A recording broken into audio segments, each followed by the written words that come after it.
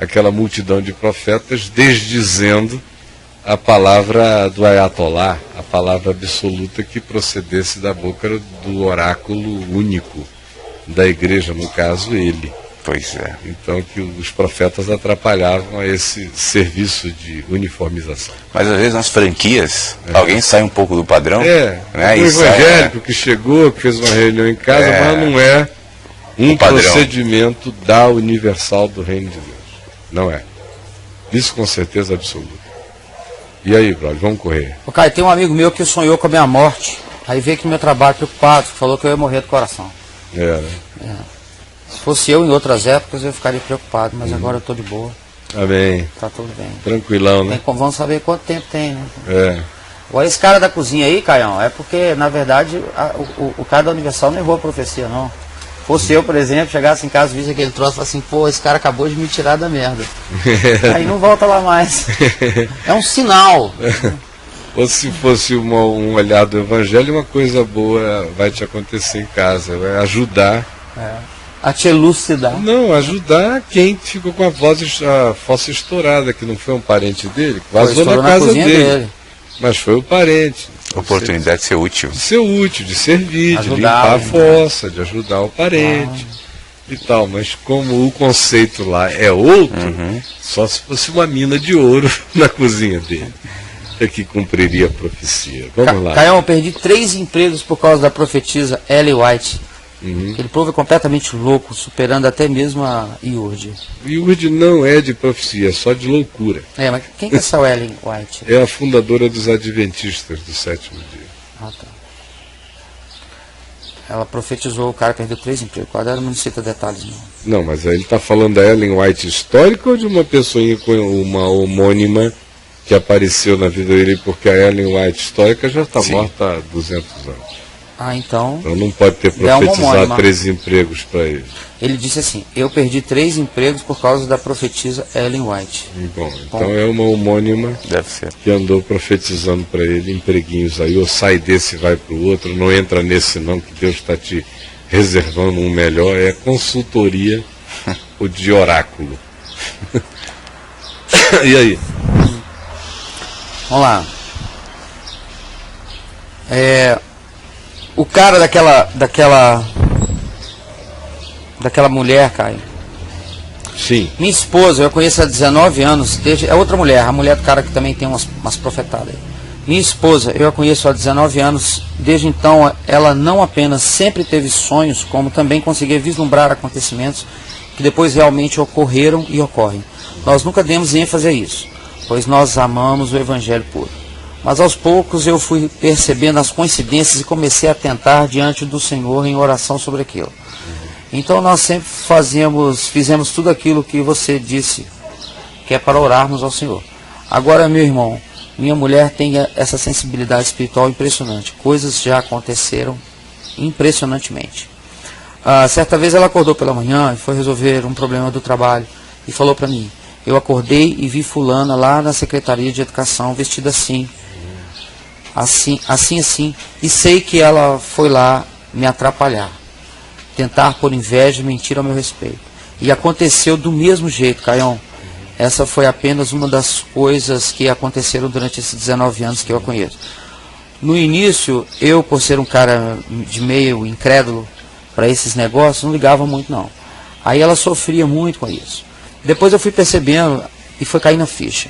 Hoje nós sempre oramos ao Senhor e tem dado tudo certo. Tem sido o nosso conforto. Mas esses lances continuam na vida dela. Certo. Se eles não andarem impressionados e não andarem julgando os outros a partir dessas percepções e nem orientando a vida aonde ir e aonde não ir por causa disso, e continuarem colocando tudo isso em oração diante de Deus e seguindo a vida com naturalidade, está tudo bem. O problema é quando ela passar a ser o oráculo dele e de si mesma e passarem a orientar a vida por essas premonições dela. Aí a vaca vai para o brejo. No dia em que o Evangelho deixar de ser a pavimentação do caminho deles, das decisões e da escolha deles, e eles passarem a orientar a vida pela subjetividade das impressões ou das premonições da esposa dele. Aí sim, se torna caótico e desastroso.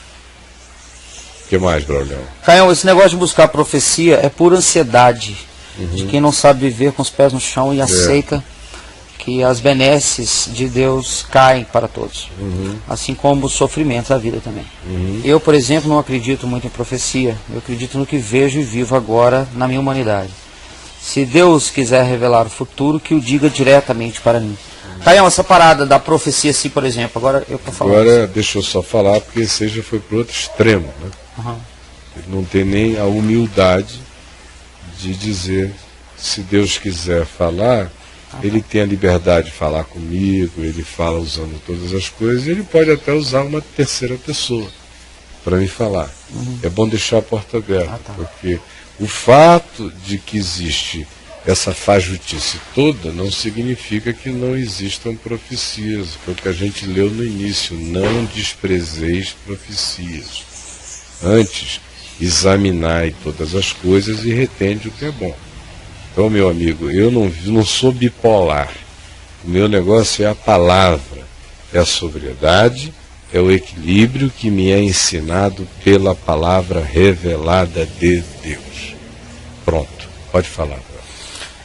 Não, esse negócio mesmo, Caio, até que ponto que você consegue discernir que uma coisa é Deus que está te dando uma revelada, ou é aquela coisa que é o seu capricho, é a sua vontade, é a sua autoindução? Meu amigo, eu não fico preocupado com nada, eu ando me lembrando o dia inteiro do que o Evangelho me ensina. Então, eu não preciso ler a Bíblia, eu leio porque eu amo a leitura da palavra, quanto mais eu leio, mais eu aprendo dela. Mas já deu para sentir que ela está meio escrita de cabo a rabo em mim, não está não? Tá dando para sentir. Eu sou uma escritura viva, uma palavra viva, eu sou. Está tudo aqui. Eu não preciso abrir, botar o dedo ali, nem perguntar nada a ninguém. Eu sei, a minha mente está entupida. Está saindo revelação, evangelho por todos os lados. Então praticamente não me chega uma situação na vida que eu não saiba, de acordo com o Evangelho, como me comportar. Eu só escolho como me comportar. Isso significa andar tendo a mente de Cristo, que não é uma coisa mágica. É ter a transplantação do Evangelho, dos seus princípios, da sua verdade para dentro da sua mente e coração. É assim que se vive, é assim que se discerne. Não tem que ficar preocupado com nada. Eu tenho apenas que viver a palavra. Se alguém está em Cristo, assim também andai nele, conforme ele. O resto, meu amigo, é caminho. Eu sou o caminho, a verdade e a vida. PT, saudações. Bye, bye, planeta Terra. Bye, é assim que é. O cara que procura revelações, essas coisinhas, é porque ele não descansa. Ele não encontrou a revelação, o Jesus, a completude. Aí ele fica querendo saber se ele tem uma palavra quando ele já tem aí tudo dito para iluminar os seus pés, lâmpada para os meus pés e a tua palavra e luz para os meus caminhos.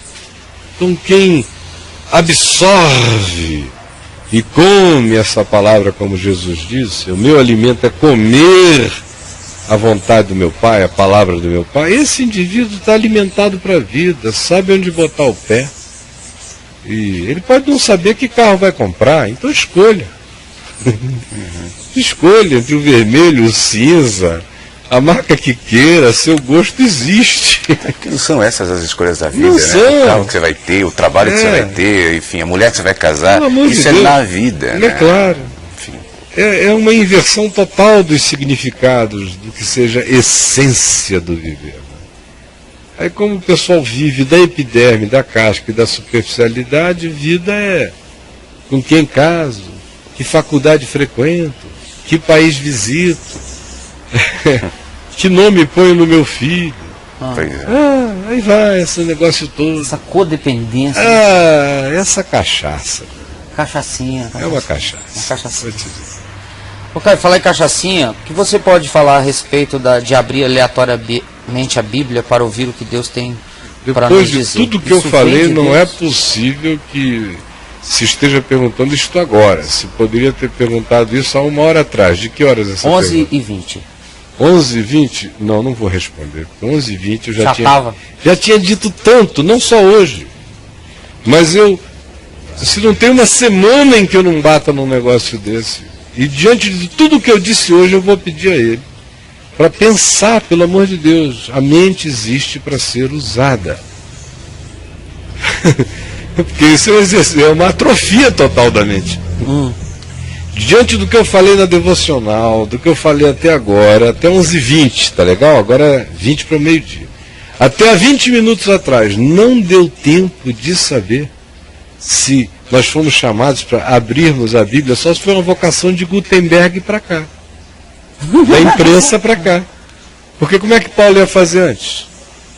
Os apóstolos: tragam-me os rolos. Aí tinha que ficar um monte de Paulette segurando os rolos, os rolos de Gênesis, até aí não tinha as cartas de Paulo também, né? Paulo não lia as próprias cartas dele. De si mesmo. Não, Paulo não meditava. Deixa eu ver o que eu escrevi aos Coríntios para eu pregar aos Efésios. Então, não tinha nada disso.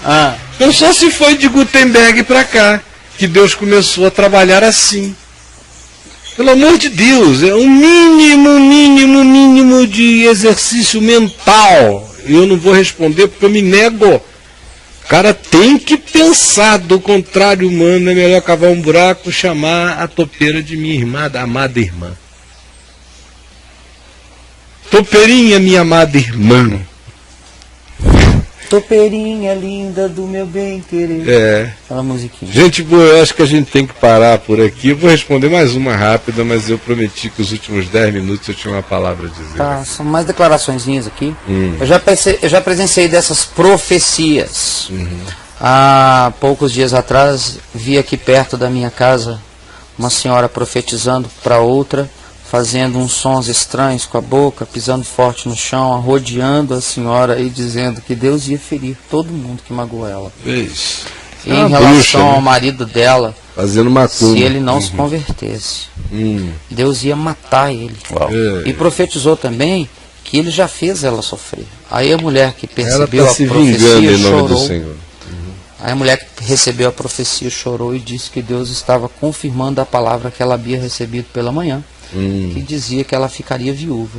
E no final, estava doida para ficar, né? Já deve estar de olho em outro, com a vontade enorme de despachar essa figura. Cara, a gente profetizando a morte do outro, né? Lá no site está cheio, é só ir lá escrever morte. Você vai ver a quantidade de gente profetizando a morte do outro. 3x2. 3x2. Tudo macumba, isso é macumba, é um relato de macumba pentecostal. Cheio de macumbeiro, de bruxa e de feiticeiro nesse meio, os quais não herdarão o reino de Deus. Se dedicam de coração a essa perversidade, a essa malignidade, a essa vontade homicida de destruir as pessoas com palavras mágicas pronunciadas em nome do Senhor. Bom, eu vou ter que parar por aqui e Manda aí. Vou pedir um